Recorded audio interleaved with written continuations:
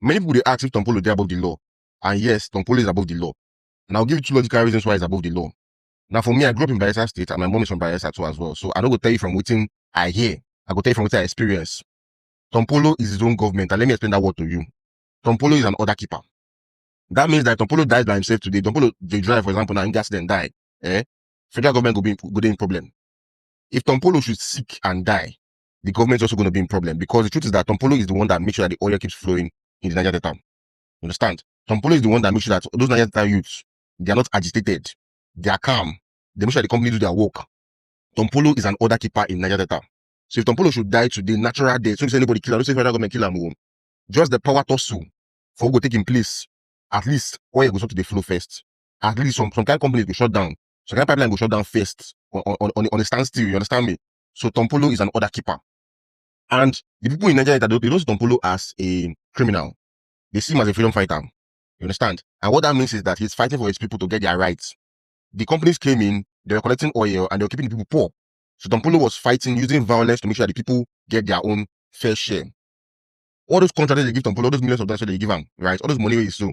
Majority of those monies don't go to him alone. At most, now 5% of that money in the entire account. 5% only.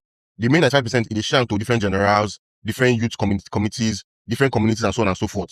All this money they go to him directly. So that's why the youth in Nigeria they are calm, and they make sure that okay, production can go on. You understand? That's number one reason. Number two reason why he is untouchable is because of the terrain. You understand? Look at somebody like Nnamdi Kanu, for example. Now he's the hero of the Southeast, right? But it is easy for the government to send military into the South. The Southeast is mostly land. You understand? But you see, Nigeria Delta is mostly water. Salt, swampy water. You understand? And military does not understand how to navigate that kind of terrain. It is very, very hard for them to navigate. The terrain is very, very, very, very, very difficult. It is only the boys that grew up there that know how to navigate that terrain. So if you send in military men, like send in like 100, if even 10 of them survive and say come out there, it's even their luck. Because those boys will ambush them, set up traps for them, and they will not be able to come out. The terrain is very, very hard to navigate. That's the second reason. There's too much water, too much swamp, too much swampy forest, and so on and so forth. Those two reasons are the reasons why it is hard. So for the federal government to say they want to go and arrest this man or go and kill him or anything like that, right? It's going to hurt them more, because taking him out will most likely stop production, you understand, of oil. And it will most likely halt a lot of things, and it will most likely cause chaos, because they are taking out the order keeper of the Niger Delta.